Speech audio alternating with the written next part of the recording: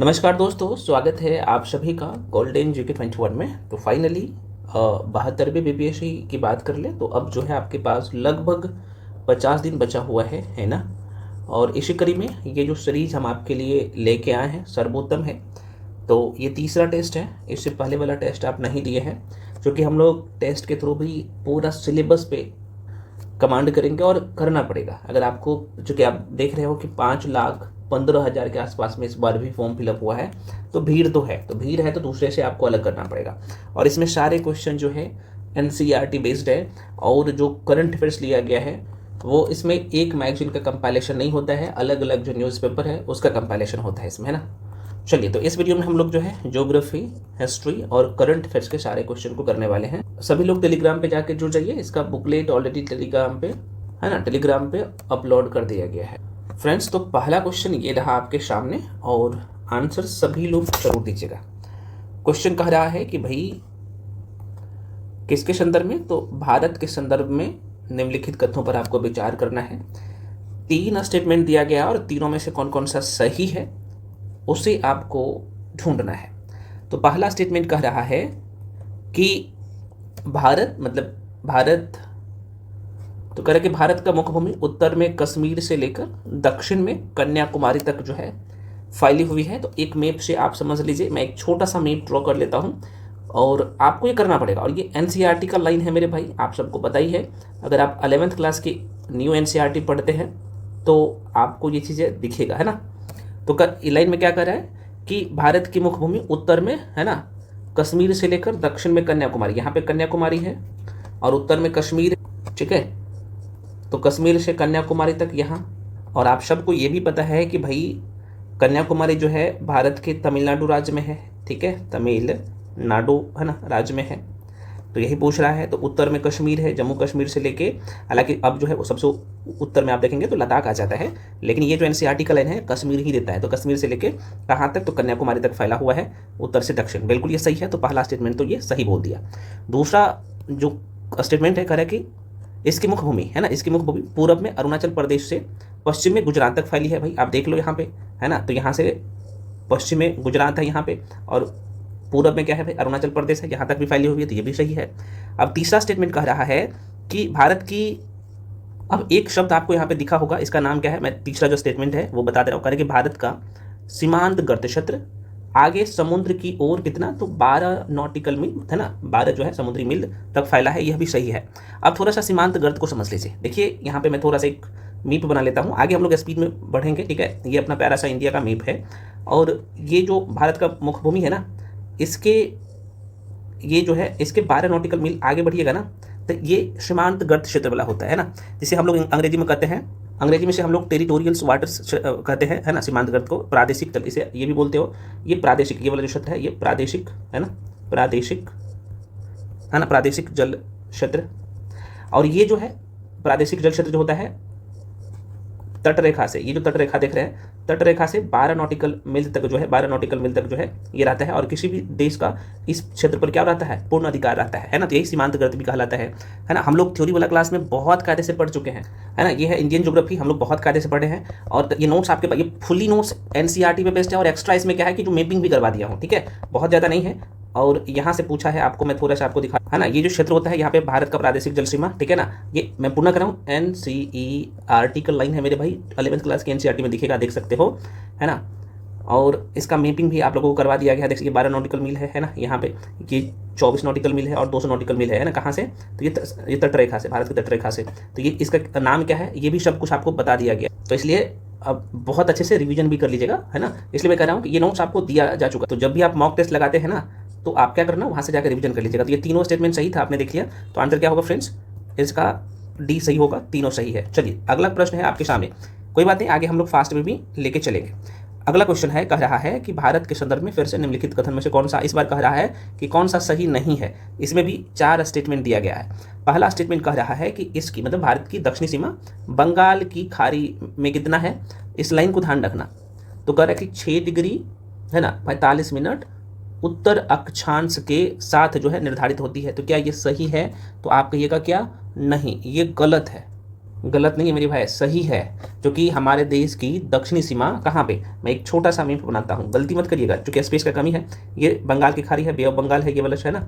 और बंगाल की खाड़ी की मैं बात कर लूँ तो आपको यहाँ पे दिखेगा, ये बंगाल की खाड़ी है। तो मैपिंग पे भी आपको मैं दिखा देता हूँ, यहाँ पे है ना, ये बंगाल की खाड़ी में है ना, अंडमान निकोबार द्वीप समूह है ना। और यहीं पे सबसे अंडमान निकोबार का सबसे दक्षिणतम बिंदु है ना, यहाँ पे देख सकते हो 6 डिग्री 4 मिनट। लेकिन एनसीईआरटी में आपको 4 की जगह 45 दिखेगा। तो ये पहला स्टेटमेंट बिल्कुल सही था, आपको गलत छांटना है, ठीक है। दूसरा स्टेटमेंट कह रहा है कि इसके अक्षांशीय, है ना, भारत के अक्षांशीय और देशांतरीय विस्तार की गणना करें तो यह लगभग 30 है। दूसरा स्टेटमेंट मैं पुनः एक बार रिपीट कर रहा हूँ, यहाँ पे ना थोड़ा सा लोग कंफ्यूजन में रह जाता है। यहाँ पे क्या कह रहा है, कह रहा है कि भारत का अक्षांशीय और देशांतरीय विस्तार की गणना करें तो यह लगभग 30 है। कहने का मतलब भाई अक्षांशीय विस्तार क्या है भारत का, ये चीज़ें पता होना चाहिए, ठीक है। और जैसे बात आप सबको पता है मेरे भाई, दोनों का अगर अंतर निकालिएगा तो लगभग अप्रॉक्सीमेट 30। तो भारत का अक्षांशीय विस्तार क्या है, तो 8 डिग्री 4 मिनट नॉर्थ से लेके, है ना, 37 डिग्री 6 मिनट नॉर्थ में है। तो ये अंतर निकालिएगा ना तो लगभग जो है यहाँ पे 30 के आसपास में अंतर निकलेगा, है ना, लगभग अप्रॉक्सीमेट। वही अगर ये अक्षांशीय है, देशांतरीय विस्तार की बात कर ले, ये लगभग निकालिएगा तो है ना, तो ये कितना निकलेगा भाई, लगभग 30 डिग्री, है ना, नॉर्थ। अगर देशांतरीय विस्तार की बात कर ले तो ये 68 से शुरू होता है और यहाँ पे 97 पे जाके, है ना, खत्म होता है। मतलब 68 डिग्री 7 मिनट से 97 डिग्री 25 मिनट है ना। तो यहाँ भी आप देखिएगा तो लगभग जो है 30 डिग्री के आसपास में है। तो ये कह रहा है, ठीक है, बहुत आसान है, चीज़ों को समझना है। तो दूसरा स्टेटमेंट भी सही है। अब तीसरा कह रहा है कि उत्तर से दक्षिण तक, है ना, उत्तर से दक्षिण मतलब भारत का ना, यहाँ पे उत्तर से दक्षिण बोल रहा है। देखो भाई क्वेश्चन कॉन्सेप्चुअल है, तो जब तक आपका पकड़ अच्छा से नहीं होगा नहीं बना पाइएगा। और क्वेश्चन एग्जाम में उत्तर से दक्षिण भारत की लंबाई क्या है ना, तो यहाँ पे करे कि उत्तर से दक्षिण इसकी दूरी जो है भारत देश की कितना है भाई, तो कह रहा है कि ये 2933 है, जो कि गलत है। 2933 जो है ना किलोमीटर, उत्तर से दक्षिण नहीं बल्कि पूर्व से पश्चिम कितना है, 2933, है ना, 2933 किलोमीटर, ठीक है। और उत्तर से दक्षिण कितना है भाई, तो उत्तर से दक्षिण है 3214 किलोमीटर। तो ये उल्टा बोल दिया था, तो ये गलत है, ये भी गलत है, दोनों का उल्टा कह रहा है कि पूरब से पश्चिम इसकी वास्तविक दूरी 3214 है, नहीं, पूरब से पश्चिम या पश्चिम से पूरब बोला जाए तो 2933 है, और उत्तर से दक्षिण है 3214, ये सही है। तो ये दोनों गलत था, तो आपको गलत ढूंढना था, तो आंसर क्या टिक करिएगा, सी टिक करिएगा। तीसरा और चौथा स्टेटमेंट क्या था, गलत था। तो देखिए कंसेप्ट कितना जरूरी है ना, तो इसलिए अच्छे से आपको पढ़ना है। और देखिए हम आपको जो दिए है ये एनसीईआरटी का नोट्स, इसमें ऑलरेडी है भारत की स्थिति, है ना, कौन से गोलार्ध में है, भारत की विस्तार कर रहे, तो अक्षांशीय विस्तार है, देशांतरीय विस्तार है ना, उत्तर से दक्षिण इसकी लंबाई है, पूर्व से पश्चिम लंबाई है। तो ये चीज़ें आपको देखना पड़ेगा, और एक बार नोट्स देखते जाओगे ना यार, माइंड में सेट होते जाएगा, डायग्रामिकली पिक्चोरियल फॉर्म में सब कुछ आपको दिया गया है। इसलिए मैं कहना कि सर्वोत्तम है, आपको सब कुछ दिया गया, बशर्ते रिवीजन कर लीजिएगा सभी लोग, ठीक है। हम यूट्यूब पे तो करवा ही रहे हैं आपको।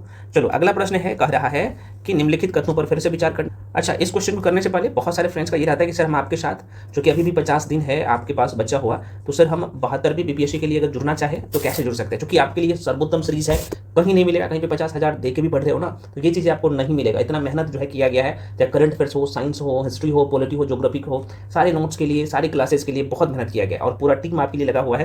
तो ये चीज़ें हम आपको मात्र 399 में दे रहे हैं। तो जो लोग ज्वाइन करना चाहते हो इस बैच को ज्वाइन कर सकते हो। करना क्या पड़ेगा, ये जो स्क्रीन पे आपको नंबर दिख रहा होगा 7319924130, है ना। यहाँ पे फ्रेंड्स जितने भी सेक्शन देख रहे हैं आप ना, ये सबका क्लास मिलेगा, सबका 100 नोट्स मिलेगा, सारी का जो है आपको यहाँ पे वीडियो क्लासेस मिलता है, टॉपिक वाइज करवाया गया, ठीक है ना।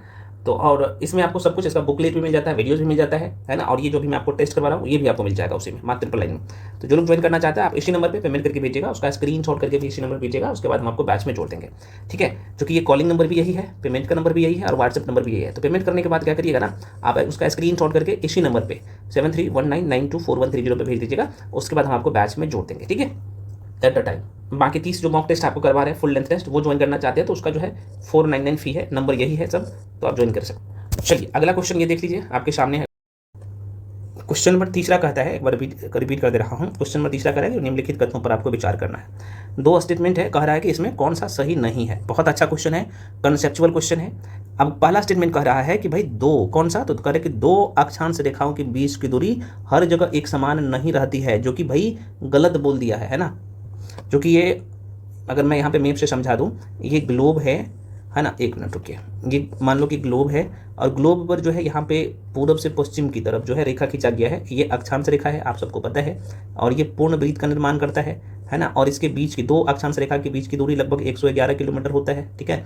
तो दोनों के बीच की दूरी समान होता है, ठीक है ना, एक समान होता है। तो ये बिल्कुल यहाँ पे गलत बोल दिया है, तो कि गलत ही आपको ढूंढना था, तो ये हो जाएगा गलत। अब दूसरा स्टेटमेंट क्या कह रहा है, कह रहा है कि ध्रुवों की ओर जाते समय दो देशांतर रेखाओं के बीच की दूरी घटती जाती है। ये बिल्कुल सही है। देशांतर रेखा के संदर्भ में देखिएगा तो चूंकि ये अर्धवृत्त का निर्माण करता है और एक ही पोल से जुड़ा हुआ रहता है आपको नॉर्थ और साउथ से, है ना, तो ये कंडीशन बिल्कुल जो है यहाँ पे सही है। तो ये वाला सही था। आपसे क्या पूछा था, गलत ढूंढना था, ठीक है ना, तो ये वाला गलत था। क्योंकि आपको पता होना चाहिए कि दो, है ना, अक्षांश रेखाओं के बीच की दूरी हर जगह एक समान रहती है। यहाँ पे क्या बोल दिया था कि नहीं रहती है, ठीक है ना। और दो देशांतर रेखाओं के बीच की दूरी, है ना, बीच की दूरी घटती जाती है, ये सही है। तो आपको गलत वाला ढूंढना था, तो गलत है पहला वाला, तो ए टिक कर लीजिएगा। चलिए बढ़ जाते हैं आगे। अगला प्रश्न है आपके सामने, क्वेश्चन कह रहा है कि भारत की या भारत में भू आकृति, जलवायु, मिट्टी के प्रकारों तथा प्राकृतिक वनस्पति में पाए जाने वाली भारी भिन्नता के लिए उत्तरदायी है। तो इसमें से क्या क्या उत्तरदायी है, तो जरा सा देखिएगा। दो स्टेटमेंट है। तो पहला स्टेटमेंट कह रहा है ना, तो पहला स्टेटमेंट कह रहा है मेरे भाई कि भारत की दक्षिणी भाग उष्णकटिबंध में स्थित है। अब यह उष्णकटिबंधीय क्षेत्र क्या होता है, उपोष्णकटिबंधीय क्षेत्र क्या होता है, बहुत कायदे से आपको बताया गया है। देखो ये ग्लोब है, ग्लोब के बीचों बीच जो रेखा खींचा गया है, ग्लोब के बीचों बीच जो रेखा खींचा गया है, इसे हम लोग कहते हैं, है ना, 0 डिग्री अक्षांश रेखा या फिर भूमध्य रेखा या विषुवत वृत्त भी इसे कहते हैं, ठीक है। अतः उस उष्णकटिबंधीय क्षेत्र की बात कर ले तो ये 0 डिग्री अक्षांश रेखा से 23 डिग्री, मतलब 23.5 डिग्री, ध्यान रखना, ठीक है। ये एनसीईआरटी में आपको 6 क्लास के एनसीईआरटी में दिखेगा, ठीक है ना। 23.5 डिग्री नॉर्थ जाइएगा और 23.5 डिग्री साउथ जाइएगा, है ना। यहाँ पे 23.5 डिग्री साउथ जाइएगा, है ना, ये साउथ है। तो ये वाला जो क्षेत्र है ना, ये वाला, ये उष्णकटिबंधीय क्षेत्र है। और यहाँ पे क्या होता है मेरे भाई, तो सूर्य का प्रकाश जो है ना, सूर्य का प्रकाश डायरेक्टली पड़ता है। तो भारत का जो है, दक्षिणी भारत का जो क्षेत्र है ना, और आपको पता है ना, आप लोग पढ़े हैं कि भाई कर्क रेखा भारत के बीचों बीच होकर गुजरती है और कर्क रेखा 23.5 डिग्री उत्तर में है, तो ये बीचों बीच जा रही है। तो भारत का दक्षिणी जो क्षेत्र है ये उष्णकटिबंधीय में आता है, तो ये बिल्कुल सही बोल दिया है, ठीक है। दूसरा लाइन क्या कह रहा है, दूसरा लाइन कह रहा है, यहाँ पे आप देखोगे पहला वाला स्टेटमेंट सही था। कैसे सही था आपने देख लिया। दूसरा स्टेटमेंट कह रहा है कि भारत का उत्तरी भाग उपोष्णकटिबंधीय अथवा कोष्ण शीतोष्ण कटिबंधी में स्थित है। अब ये उपोष्ण क्या होता है भाई, तो देखो इसमें क्या होता है ना, उष्ण कटिबंधीय क्षेत्र में नाम से ही पता चलता है उष्ण, मतलब कि यहाँ पे सूर्य का प्रकाश ना डायरेक्टली पड़ता है तो गर्मी ज्यादा होगा, है ना। लेकिन उपोष्ण में क्या होगा कि उससे कम गर्मी यहाँ पे पड़ेगा। तो 23.5 से लेके लगभग जो है, किसी बुक में आपको 40 दिखेगा, किसी में 35 दिखेगा। तो उपोष्ण कटिबंधीय क्षेत्र ये जो है 23.5 डिग्री नॉर्थ से लेके 23.5 डिग्री, दोबारा सुनिए, 23.5 डिग्री नॉर्थ से लेके, मैं थोड़ा सा एक बार डायग्राम ही बनाया, तो ये 23.5 डिग्री नॉर्थ से लेके, कलर चेंज कर लूँ क्या, चलो कर लिया। 23.5 डिग्री नॉर्थ से लेके ये वाला क्षेत्र देख रहे हैं ना, 23.5 डिग्री नॉर्थ से लेके लगभग 35 डिग्री नॉर्थ में, और 23.5 डिग्री साउथ से लेके साढ़े जो है 23 डिग्री साउथ से, मतलब दक्षिणी अक्षांश से लेके 35 डिग्री दक्षिणी अक्षांश के बीच में, इस क्षेत्र को हम लोग क्या कहते हैं, उपोष्ण कटिबंधीय क्षेत्र, है ना। उपोष्ण कटिबंधीय क्षेत्र, यहाँ पे जो है कम जो है ठंडा लगेगा और कम जो है यहाँ पे गर्मी भी होगा, है ना, इसके कंपेयर में। तो ये भी क्या है भाई, सही है। तो कह रहे हैं उत्तरी भारत जो है उपोष्ण कटिबंधीय अथवा कोष्ण शीतोष्ण कटिबंधीय क्षेत्र में स्थित है, बिल्कुल सही है। कैसे है आपने देख लिया, दोबारा एक बार देख लीजिए, हम आपको रिवीजन करवा देते हैं भाई। ये जो है 0 डिग्री अक्षांश रेखा, उसके 23.5 डिग्री उत्तर में जाइएगा और 0 डिग्री अक्षांश रेखा के, है ना, 0 डिग्री अक्षांश रेखा के 23 डिग्री, 23.5 है, 23.5 डिग्री दक्षिण में जाइएगा। तो ये वाला जो क्षेत्र है ना, 23.5 डिग्री उत्तर और 23.5 डिग्री दक्षिण के बीच में ये जो आप क्षेत्र देख रहे हैं, तो इसे हम लोग कहते हैं उष्ण कटिबंधीय क्षेत्र। यहाँ पे सूर्य का प्रकाश डायरेक्टली पड़ता है। उसके बाद दूसरा चीज़ हम आपको क्या बताएं हैं कि भाई आप ना 23.5 डिग्री नॉर्थ से लेके 35 डिग्री नॉर्थ के बीच में जाओगे, तो इस क्षेत्र को कहते हैं हम लोग क्या, उपोष्ण कटिबंधीय क्षेत्र। यहाँ पे कम सर्दी होता है, कम गर्मी होता है, ठीक है। उसके बाद फिर से 23.5 डिग्री साउथ से लेके 35 डिग्री साउथ के बीच में, है ना, दक्षिणी अक्षांश के बीच में, ये भी उपोष्ण, दोनों साइड उपोष्ण कटिबंधीय क्षेत्र होता है। बहुत कायदे से हम आपको पढ़ाया है ना। उसके बाद आगे जाओगे तो उष्ण कटिबंधीय क्षेत्र होगा, जहाँ पे सूर्य का प्रकाश जो है कम जाता है, तो वहाँ पे ठंडा होगा, ठीक है। तो ये दोनों स्टेटमेंट क्या था, इसमें सही था। तो आंसर इसे बी टिक कर लीजिएगा, ठीक है ना, बी वाला, पहला और दूसरा दोनों सही। चलिए अगला क्वेश्चन है, करेक्ट निम्नलिखित में कौन सा देश जो है भारतीय उपमहाद्वीप में शामिल है। अब देखो भारतीय उपमहाद्वीप में कौन कौन सा देश शामिल है, और ये आपको कहीं नहीं मिलेगा, एनसीईआरटी में ही मिलेगा। देश का नाम देख लीजिएगा, सब देश इसमें शामिल नहीं है, कुछ देश जो है इसमें शामिल नहीं है, ठीक है, भारतीय उपमहाद्वीप में। तो बताइएगा कौन भारतीय उपमहाद्वीप में कौन कौन से देश शामिल है? मुझे पता है आप सभी लोग इसका जवाब दीजिएगा। मेरे भाई देखो ऐसे ध्यान रखना, क्योंकि भारतीय उपमहाद्वीप में टोटल अभी जो है देखोगे तो टोटल 7 देश आता है ना, 7 देश आता है। 7 देश कौन कौन सा आता है? एक तो आपको यहाँ पे दिखेगा पाकिस्तान, ठीक है ना, यहाँ पे पाकिस्तान दिखेगा। पाकिस्तान के बाद यहीं पे आपको बांग्लादेश दिखेगा, है ना, जो कि ये जो यहाँ पे पहाड़ी है ना, इस पहाड़ी के अंदर आप देखोगे तो, है ना, ये पहाड़ है, इसके अंदर का देश, ठीक है। आप ये सर चाइना आता है क्या? तो आप लोग कमेंट सेक्शन में बताइए, क्योंकि यहाँ पे लोग गलती करते हैं। देखिए भारतीय उपमहाद्वीप में चीन नहीं आता है, ठीक है, तो ये भी थोड़ा सा ध्यान रखना। तो नेपाल आता है, मतलब ये जो उत्तर का जो हिमालय पर्वत है ना, इसके जो कि एशिया महाद्वीप देखोगे ना, जब आप महाद्वीप का मैप देखोगे तो आपको यहाँ पे दिखेगा, ये जो है भारत देश के साथ साथ अब ये जो देश देखोगे ना, तो ये कहीं ना कहीं क्या है भाई, हिमालय से इस साइड में है, अब आपको दिखेगा। तो यहाँ पे पाकिस्तान हो जाता है, ऊपर में अफगानिस्तान हो जाता है ना, यहाँ पे नेपाल हो जाता है। नेपाल के बाद आपने देखा बांग्लादेश, यहाँ पे बांग्लादेश आ जाता है। यहीं पे आपको भूटान, जो आपको छोटा सा देश दिखेगा, भूटान आ जाता है। यहाँ पे श्रीलंका आ जाता है, ये श्रीलंका भारतीय उपमहाद्वीप का ही हिस्सा है। वहीं पे एक छोटा सा देश आपको मालदीव दिखेगा, है ना, जो अरब सागर में है। तो 7 देश का नाम ध्यान रखना, ठीक है। कौन कौन सा मैंने बताया आपको, है ना। तो 7 जो देश हम आपको बताए भारत मतलब भारतीय उपमहाद्वीप में आता है, तो भारत, पाकिस्तान, पहला भारत, दूसरा पाकिस्तान, तीसरा बांग्लादेश, चौथा नेपाल, पांचवा भूटान, छठा श्रीलंका और सातवां मालदीव, ठीक है ना। अब म्यांमार भी ऑप्शन में देता है, तो ध्यान रखना, है ना। म्यांमार जो है और चीन भारतीय उपमहाद्वीप का हिस्सा नहीं है। क्यों नहीं है आपने देखा ही होगा। तो ये क्या है, भारत, नेपाल, भूटान, बांग्लादेश, भारत, पाकिस्तान, ये सब है। तो आंसर क्या होगा, ये डी हो जाएगा सही। तो आसान क्वेश्चन है, कंसेप्ट क्लियर होना चाहिए, डेफिनेटली आपका रिजल्ट होगा। अगला प्रश्न फिर से निम्नलिखित कथन पर आपको विचार करना है और कह रहा है कि निम्नलिखित में से किस कारण से भारत का मानक यामनोत्तर 82.5 डिग्री पूर्वी यामनोत्तर को जो है यहाँ पे चुना गया है। ये भारत का मानक समय है, जो कि आप मैप से पढ़े हो ना बहुत कायदे से।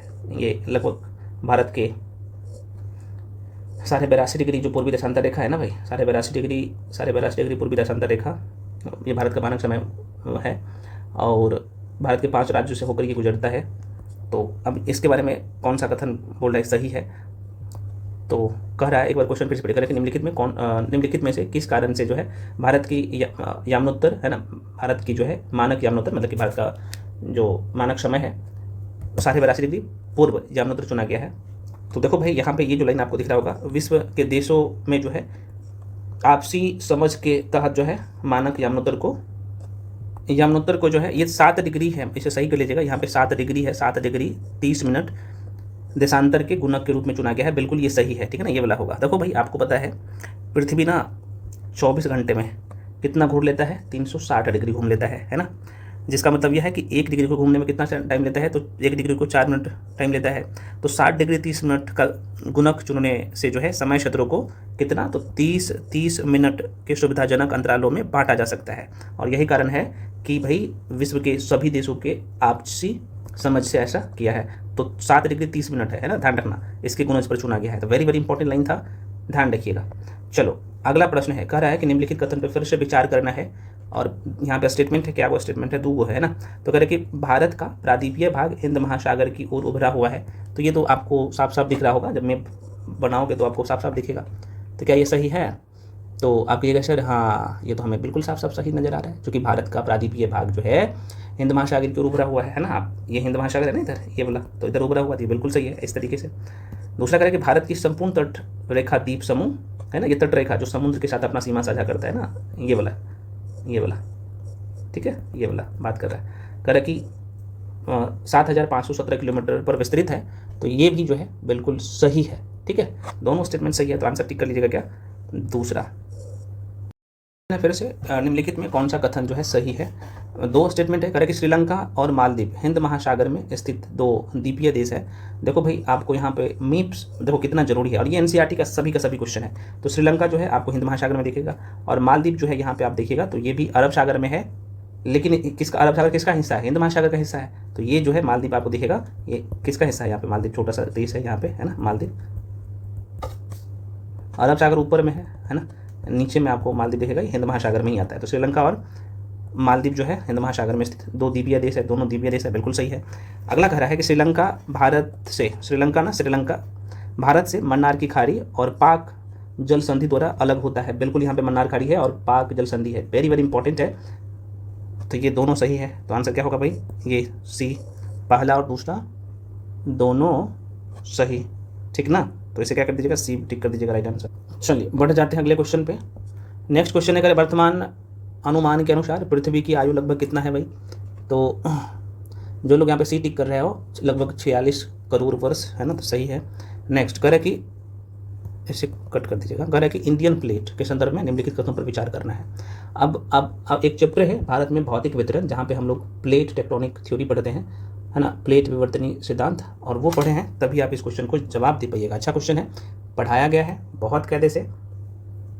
अब पहला स्टेटमेंट क्या कह रहा है कि अच्छा, इसमें पूछ रहा है कौन सा सही है, ये भी ध्यान रखना। कह रहा है कि करोड़ों वर्ष पहले इंडियन प्लेट भूमध्य रेखा से उत्तर में ही स्थित थी, क्या ये सही है? तो देखो भाई, ये उल्टा बोल दिया, उत्तर में नहीं, बल्कि अगर यहाँ पे दक्षिण था ना तो सही हो जाता। दक्षिण में स्थित था, क्या बोल दिया, उत्तर में था, तो ये तो डायरेक्टली गलत बोल दिया। दूसरा स्टेटमेंट कह रहा है कि यह आकार में काफ़ी विशाल थी और ऑस्ट्रेलियन प्लेट इसी का हिस्सा है ना, थी, तो ये बिल्कुल सही है, तो दूसरा स्टेटमेंट सही है। तीसरा करें, करोड़ों वर्ष के दौरान यह प्लेट जो है काफ़ी हिस्सों में टूट गई और ऑस्ट्रेलियन प्लेट दक्षिण पूर्व और इंडियन प्लेट उत्तर की दिशा में खिसकने लगी, तो ये दोनों सही है। तो दूसरा और तीसरा सही था, है ना, दूसरा और तीसरा सही था, पहला गलत था। तो आंसर क्या टिक कर दीजिएगा? बी टिक कर दीजिए। देखो भाई, यहाँ पे हम आपको बार बार बता रहे हैं, ये हालांकि 12th क्लास के एनसीईआरटी में दिखेगा आपको डेप्थ में, सॉरी 11th क्लास के एनसीईआरटी में आपको डेप्थ में दिखेगा, डिटेल में, भारत का भौतिक वितरण, ठीक है, चैप्टर है। और यहीं पे आपको, है ना, अंगारा लैंड को बताया गया है, गोंडवाना लैंड को बताया गया है ना, कैसे जो है यहाँ पे देखोगे तो पृथ्वी का विकास होता है, पृथ्वी पर जो है मानव जीवन होता है ना, ये सारी चीज़ें हम लोग यहाँ पे देखे हैं। और यहीं पे जो आप देखेंगे तो ये है यूरेशियन प्लेट और यहाँ पे इंडियन प्लेट है, कैसे दोनों में वलन होता है, बहुत कायदे से बताया गया है। जाके एक बार इस वीडियो को जरूर देख लीजिएगा और नोट्स से रिवीजन कर लीजिएगा, ताकि क्वेश्चन एग्जाम हॉल में गलत ना हो। हिमालय की उत्पत्ति कैसे हुआ है, उत्पत्ति में जो है किसका किसका योगदान है, जो है जो कि हिमालय उत्पत्ति के बारे में बताए हैं, वलन क्या होता है, सब कुछ बताया है, ठीक है ना। यहाँ पे देखिएगा मार्गन महोदय का क्या कहना है ना, आइजेक का क्या कहना था, कोबर महोदय का क्या कहना है भाई, इसके बारे में सब बहुत कायदे से आपको बताया गया है, ठीक ना, एक बार जरूर देख लीजिएगा। चलो अगला क्वेश्चन है आपके सामने, क्वेश्चन कह रहा है, क्वेश्चन नंबर 11 है, निम्नलिखित कथन पे विचार करना है, ठीक है। अब देखिएगा फिर से वही क्वेश्चन आ गया, कह रहा है कि इंडियन प्लेट खिसकना अब स्थिर है और इसका भारतीय उपमहाद्वीप के भौतिक पर्यावरण पर महत्वपूर्ण प्रभाव है, क्या यह सही है? आप कहेगा नहीं। देखो भाई, इंडियन प्लेट का खिसकना अब स्थिर नहीं है, अभी भी जारी है, ये खिसक ही रहा है। तो ये बोल क्या दिया था, ये जो है स्थिर है ना, रुक गया है, जो कि ये गलत बोल दिया, तो यही से आप गलत कर दोगे।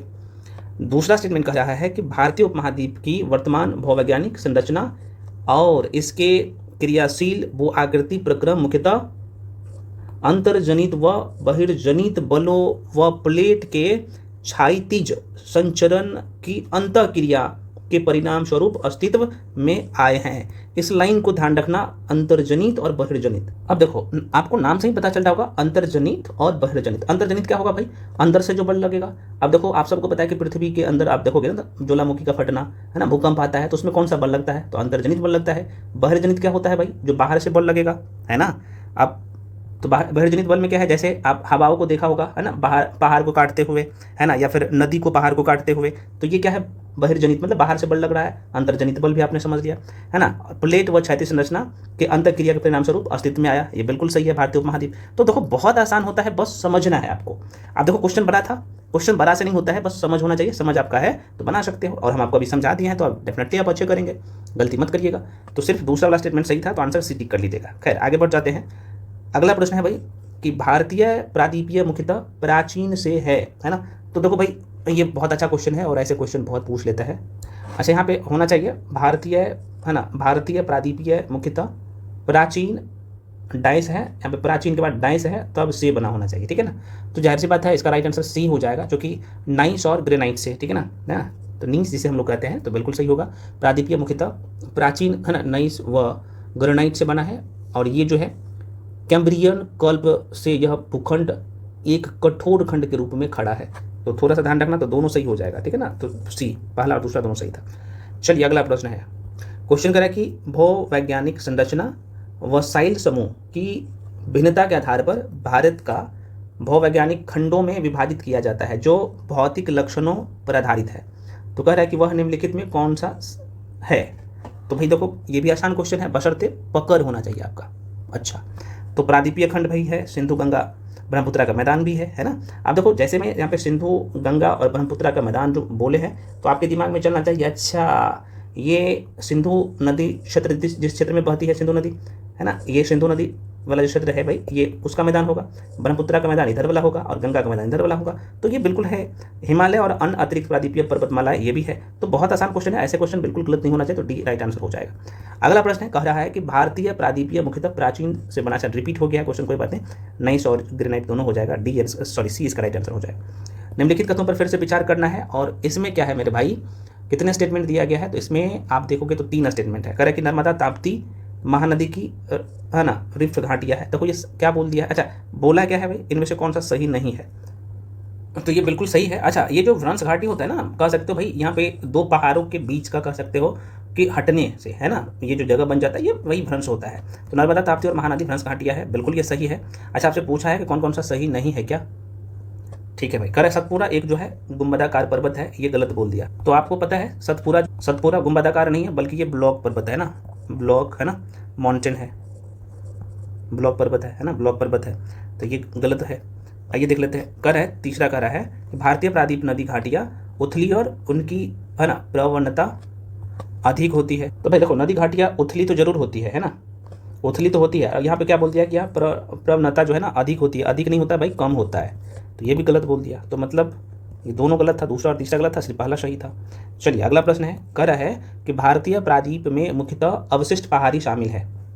अब लाइन को समझिएगा, प्रायद्वीप वाला क्षेत्र ना, प्रायद्वीप वाला क्षेत्र, भारतीय प्रायद्वीप में यहाँ पे इस क्षेत्र में कौन कौन से पहाड़ी आता है। तो देखो भाई अब इसका आंसर हम नहीं बताएंगे, नहीं तो आप बोलिएगा कि हमको तो आता है पहले से। तो देखो इसमें पालकोंडा श्रेणी बिल्कुल आता है, पालकोंडा श्रेणी है ना, और पालकोंडा श्रेणी आपको यहाँ पे आंध्र प्रदेश में दिखेगा, ये कई बार पूछा है, तो बिल्कुल सही है। महेंद्रगिरी ये भी है, अरावली और नालामाला ये भी है, और जावदी और वेलिकुंडा ये भी है, तो सब हो जाएगा, डी राइट आंसर टिक कर लीजिएगा। चलिए अगला प्रश्न है, निम्नलिखित कथन पे फिर से विचार करना है, कौन कौन सा सही है ये पूछ रहा है, ठीक है। तो कौन कौन सा सही है भाई, तो कह रहा है बताइएगा, कह रहा है कि भाई पूरब की ओर बहने वाली अधिकांश नदियां बंगाल की खाड़ी में गिरने से पहले डेल्टा का निर्माण करती है। तो ये तो बिल्कुल सही है, ठीक है ना, पूर्व की तरफ डेल्टा का निर्माण करती है, उसकी रफ्तार तेज होती है। हम आप लोग को पहले बताएं, जैसे महानदी, गोदावरी, कृष्णा, ये सब है। अगला करें, महानदी, गोदावरी, नर्मदा, कृष्णा द्वारा जो है डेल्टा का निर्माण करती है ये भी। ओ अच्छा, तो बोल रहा है, देखो भाई यहाँ पे ऑप्शन कैसे गलती करवाने के लिए आपको देता है, कह रहा है कि यहाँ पे महानदी, गोदावरी और नर्मदा, चूंकि नर्मदा नदी की बात कर लेना, आप सबको पता है यह जो है पूरब से पश्चिम की तरफ बहती है, और देखो नर्मदा नदी दे दिया है, तो ये गलत हो जाएगा। नर्मदा नदी डेल्टा का निर्माण नहीं करती है, ये एस्चुरी बनाती है ना, एस्चुरी बनाती है, क्या बनाती है भाई, ये एस्चुरी बनाती है नर्मदा। बाकी महानदी, गोदावरी, कृष्णा डेल्टा का निर्माण करती है, तो ये नर्मदा नहीं रहता तब तो सही हो जाता, ये गलत हो गया, ठीक है। और ये नर्मदा नदी पूरब से पश्चिम की तरफ है ना बहती है, और ये अरब सागर में गिरती है, बाकी ये नदियाँ बंगाल की खाड़ी में। तो देखो क्वेश्चन कैसे गलत करवाने के लिए ऐसे एग्जाम हॉल में देता है एग्जामिनर, इसलिए वैसे क्वेश्चन सेट किया गया है। तो आंसर इसका ए टिक करिएगा। चलो अगले क्वेश्चन पे बढ़ जाते हैं। अगला क्वेश्चन है कि भाई हिमालय के संदर्भ में निम्नलिखित कथनों पर विचार करना है, कौन सा सही है। 3 स्टेटमेंट दिया गया है और आप लोग सभी लोग बता दीजिए। कह रहा है कि इसके भौवैज्ञानिक संरचना तरुण, दुर्बल और लचीली है, बिल्कुल ये सही है। करे इन पर्वतों की उत्पत्ति विवर्तनिक हलचलों, प्लेट विवर्तनिक सिद्धांत हम लोग पढ़ते हैं, तो उसी से जुड़ी है, बिल्कुल सही है। और करे ये पर्वत है ना, ये पर्वत वर्तमान समय में भी है ना, क्या कह रहा है कि बहिर्जनित तथा अंतर्जनित बलों की अंतर्क्रियाओं से प्रभावित है, बिल्कुल है, इसमें अभी भी दोनों बल लग रहा है ना, बाहरी बल और अंदर से बल, जिसके परिणाम स्वरूप इनमें जो है वलन होता है। वलन क्या होता है, ये वाला इस तरीके से वलन, चूंकि यहाँ दोनों प्लेट टकराता है तो वलन होता है, और इसी से अभी जो है देखोगे तो अब हिमालय का अभी भी इसमें क्या हो रहा है, इसका ऊंचाई बढ़ रहा है धीरे धीरे, तो बलन के कारण से ऐसा होता है ना। तो करेंगे बलन, भ्रंश और क्षेप बनते हैं, तो ये बिल्कुल सही है। तो ये सभी का सभी स्टेटमेंट क्या था, सही था। तो राइट आंसर क्या टिक कर दीजिएगा, डी टिक कर दीजिएगा। चलिए अगला क्वेश्चन है कि यहाँ पे तेज बहाव वाली नदियों से जो है अपरदित पर्वत अभी भी युवा अवस्था में है, इसका प्रमाण है ना। तो क्या है भाई इसका प्रमाण, ये पूछ रहा है। तो आप सबको पता है भाई इसका जो है, जैसे गौर्ज हो गया, भी आकार की घाटियाँ है ना, और शिप्रिकाएँ व जलप्रपात, तो दोनों सही है, बी टिक कर लीजिएगा, राइट आंसर हो जाएगा। अगला प्रश्न है, भारत को निम्नलिखित में किस किस भू आकृति खंडों में बांटा गया है। बहुत अच्छा क्वेश्चन है। तो है ना। आप डायग्राम से पढ़े आएंगे ना भारत का भौतिक वितरण, आप देखोगे तो ये है उत्तर भारत का मैदान, ये वाला क्षेत्र, ये वाला पर्वतीय क्षेत्र है ना। सबको अलग अलग 6 भागों में बांट के पढ़ते हैं ना। और ये एनसीईआरटी का लाइन है, ये हर जगह नहीं मिलेगा, 6 भागों में बांटा गया है। तो भारत का पर्वतीय क्षेत्र है ना, ये वाला हिस्सा आपको दिखेगा। उत्तर भारत का मैदान, ये वाला क्षेत्र के बारे में बात हो रहा है, ठीक है। प्रादीपीय भारत के बारे में बात हो रहा है, ये वाला है ना प्रादीपीय भारत, लिख दिया हूँ सब कुछ। मरुस्थलीय क्षेत्र यहाँ पे आपको दिखेगा। तटवर्ती क्षेत्र ये है तटवर्ती क्षेत्र, है ना। द्वीप समूह है ना, यहाँ पे आपको लक्षद्वीप दिखेगा, अंडमान निकोबार द्वीप दिखेगा। तो 6 भाग, तो वही चीज़ आपके सामने है ना। तो करें उत्तर तथा उत्तरी पूर्वी पर्वतमाला, बिल्कुल सही है। उत्तर का मैदान, उत्तर भारत का मैदान प्रादीपीय पठार है ना। भारत का मरुस्थलीय क्षेत्र, तटीय मैदान और द्वीप समूह, तो ये सभी राइट आंसर हो जाएगा डी। अब देखो ये मैं नहीं दे रहा हूँ, ये एनसीईआरटी में है और यूपीएससी में ये प्रश्न एनसीईआरटी से उठा के ऑलरेडी पूछ दिया गया है, तो ध्यान रखिएगा। अगला प्रश्न है, कह रहा है कि बृहद हिमालय श्रृंखला के संदर्भ में निम्नलिखित कथनों पर फिर से कौन सा सही नहीं है। बृहद हिमालय के बारे में बात हो रहा है, बृहद हिमालय कौन सा। तो अब ये चीज़ें आपको तभी आएगा जब आपका मैपिंग अच्छा है और भारत का भौतिक वितरण जब 11वीं क्लास के एनसीईआरटी पढ़े हो। और हम आपको तो बहुत कायदे से डुबा डुबा के पढ़े। यह है बृहद हिमालय है ना, यहाँ पे जो आप पढ़े हैं देख सकते हो, बहुत कायदे से डायग्राम से आपको पढ़ाया गया है। ये सबसे उत्तर में है ना, ये बृहद हिमालय है आप जो पढ़े हैं। तो यहाँ पे देखिएगा बृहद, इसे हिमाद्री के नाम से, इन्हें 3 नामों से जानते हैं। बृहद हिमाद्री जो कि बर्फ से ढका हुआ है मैक्सिमम एरिया, इसलिए हिमाद्री भी कहा जाता है, और महान हिमालय जो कि बड़ा है। तो देखो भाई, कर इसका विस्तार ना नंगा पर्वत से नमचा पर्वत तक है, जिसकी कुल लंबाई 2500 किलोमीटर और ऊंचाई जो है ना, ऊंचाई कितना है 100, ये किलो नहीं है, ये किलोमीटर है। ये लंबाई है इतना किलोमीटर में, ऊंचाई है 6100 मीटर है, ठीक है ना। और विश्व की सर्वाधिक ऊंची चोटी है ना, माउंट एवरेस्ट की बात करें तो इसी में आता है, देख सकते हैं। जो विश्व का सबसे बड़ा जो पर्वत है ना भाई, जैसे माउंट एवरेस्ट हो गया, कंचनजंगा, मकालू, धौलागिरी, अन्नपूर्णा, नंदा देवी, नंगा पर्वत, इनकी ऊंचाई भी आप देख सकते हो। तो सब जो है कौन से हिमालय में आता है, बृहद या हिमाद्री या महान हिमालय में। तो आपसे तो बहुत आसान क्वेश्चन पूछा है मेरे भाई, प्रश्न पूछा है कि पूरब से पश्चिम की लंबाई, पूरब से पश्चिम बोल रहा है, लंबाई 2500 किलोमीटर है। और ये आपसे पूछ रहा है कौन कौन सा सही नहीं है ना, तो ये भी। तो इसे पहला लाइन इसका ये था कि इसे केंद्रीय अक्षीय श्रेणी भी कहा जाता है, बिल्कुल ये सही है। पूरब से पश्चिम इसकी लंबाई अभी आपने देखा ना 2500 किलोमीटर तक है, बिल्कुल सही है। अगर उत्तर से दक्षिण इसकी चौड़ाई जो है ना 200 से लेकर 600 किलोमीटर तक है, ये गलत बोल दिया है। ये है कितना 160 से 400 किलोमीटर तक है ना, तो ये वाला गलत था, तो गलत ही ढूंढना था। तीसरा आप टिक कर दो सी। चलो भाई अगले क्वेश्चन पे बढ़ जाते हैं। अब क्वेश्चन कौन सा आ जाएगा, तो हिस्ट्री का, ठीक है। इसमें जो कि 3 खंड है, ज्योग्राफी में इंडियन ज्योग्राफी, पॉलिटी और करंट अफेयर, सॉरी हिस्ट्री और करंट अफेयर्स का क्वेश्चन है। चलिए तो अगला क्वेश्चन है फ्रेंड्स, क्वेश्चन निम्नलिखित में किसने जो है 1920 में नागपुर के भारतीय राष्ट्रीय कांग्रेस अधिवेशन में असहयोग, बहुत अच्छा क्वेश्चन है, असहयोग प्रस्ताव को प्रस्तावित जो है किया था। तो जाहिर सी बात है CR दास ने, है ना। आंसर क्या होगा ये। अगला प्रश्न है, नीचे कथनों पर आपको ध्यान देना है और असहयोग आंदोलन से संबंधित है, तो ये पूछ रहा है, जरा सा देख लीजिएगा। तो चूँकि कांग्रेस सर्वप्रथम जन आंदोलन बनी, बिल्कुल ये सही है ना। और हिंदू मुस्लिम एकता में वृद्धि हुआ, बिल्कुल सही है। जनता के मन से जो है ब्रिटिश शक्ति का भय जो है हट गया, ये भी सही था। और तीसरा गलत है, तीसरा क्या बोल दिया कि ब्रिटेन सरकार की भारतीयों को राजनीति रियासतों देने को राजी हुई, ये ऐसा नहीं हुआ था, ठीक है। तो 3 स्टेटमेंट सही है, बाकी एक गलत था। अगला प्रश्न है, ब्रिटिश सरकार ने महात्मा गांधी को जो उपाधि दी थी और जिसे इन्होंने असहयोग आंदोलन में वापस कर दिया था, कौन सा उपाधि था।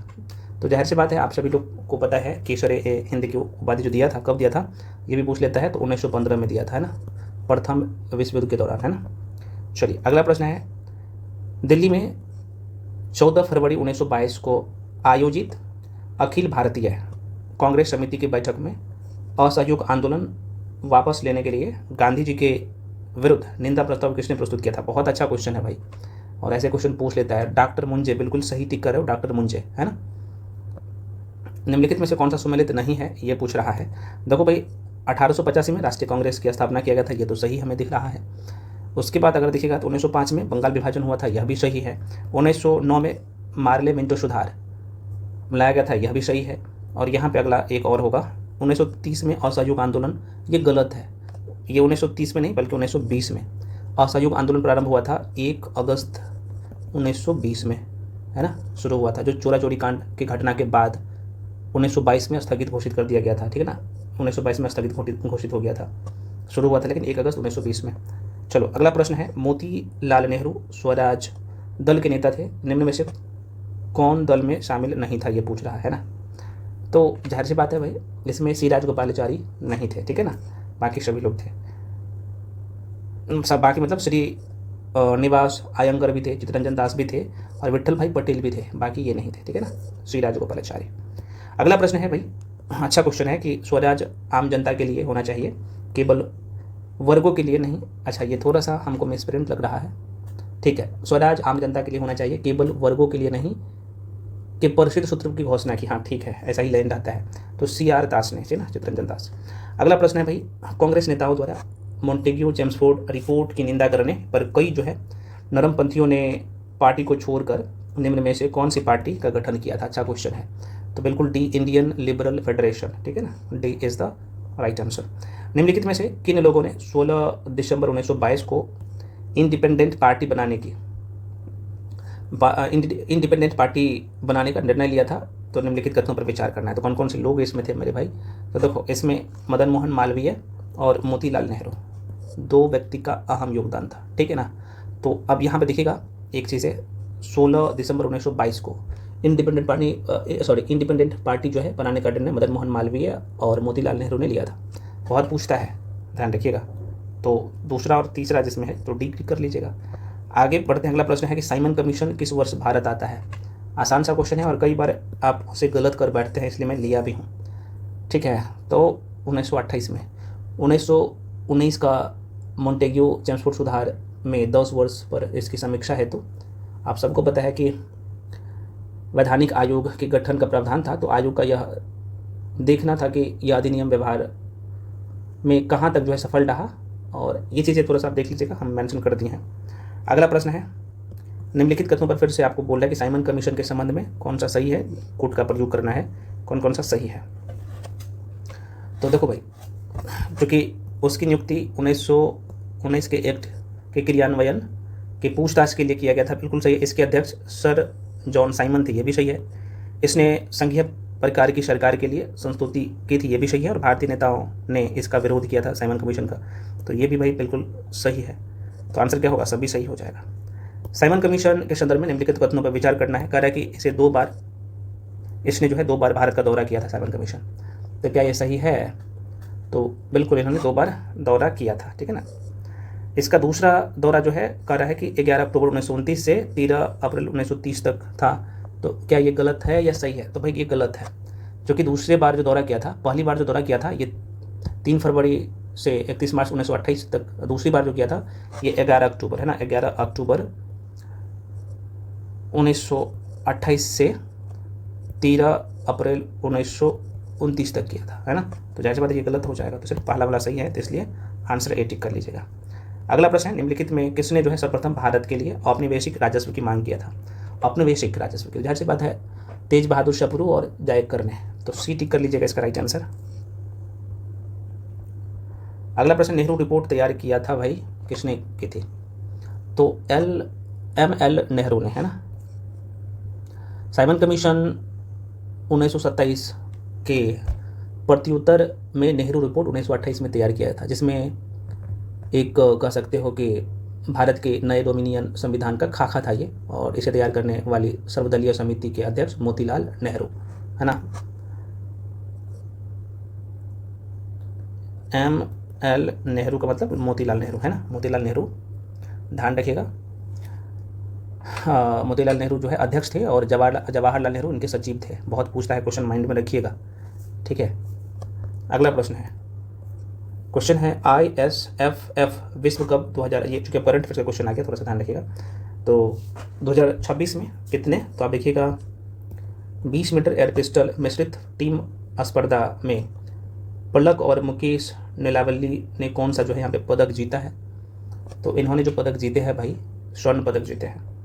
हाल ही में खबरों में दिखाई देने वाला माउंट सेमोरू किस देश में स्थित है? यह भी ध्यान रखिएगा। अब ये चर्चा में था, तो ये इंडोनेशिया में। पोषण पखवाड़ा दिवस का क्या विषय था, इस बार का थीम क्या था? हम लोग डेप्थ में भी किए हैं अच्छा से, ठीक है। तो बिल्कुल जो लोग सीटी करें, जीवन के पहले 6 वर्षों में मस्तिष्क के विकास को अधिक करना, तो ये वाला सीटी कर लीजिएगा। किस राज्य या केंद्र शासित प्रदेश ने जो है विधानसभा चुनावों के दौरान पहली बार नीला नामक जो है मानवाकार रोबोट का जो है इस्तेमाल किया? अब ये न्यूज़ में था, तो पुदुचेरी में ऐसा हुआ था, है ना, यूटी है। आयुष शेट्टी ने बैडमिंटन एशिया चैंपियनशिप 2026 में कौन सा पदक जीता है? तो इन्होंने रजत पदक जीता है।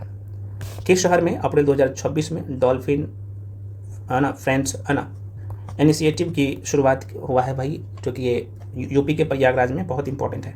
अगला प्रश्न है, भोरमद्वीप वन्यजीव अभयारण्य किस राज्य में है? और ये चर्चा में है इसलिए पूछता है, तो छत्तीसगढ़ में है। ठीक है।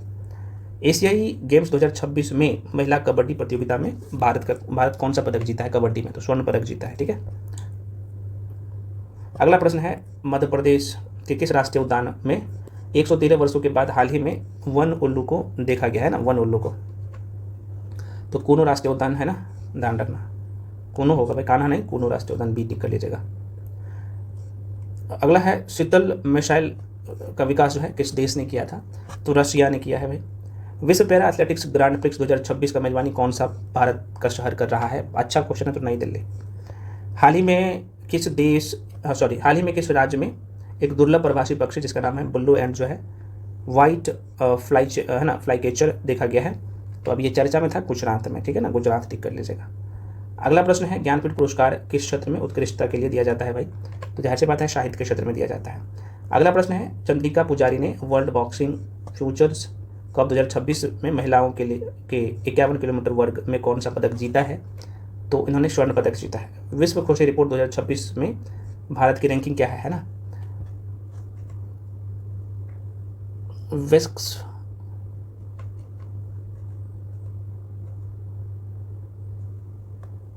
तो भाई भारत का रैंकिंग ना इसमें 116 नंबर का है। 2025 में कितना था भाई? 2025 में पूछेगा तो 118 था, 2 अंक भाई कह सकते हो, सुधार हुआ है।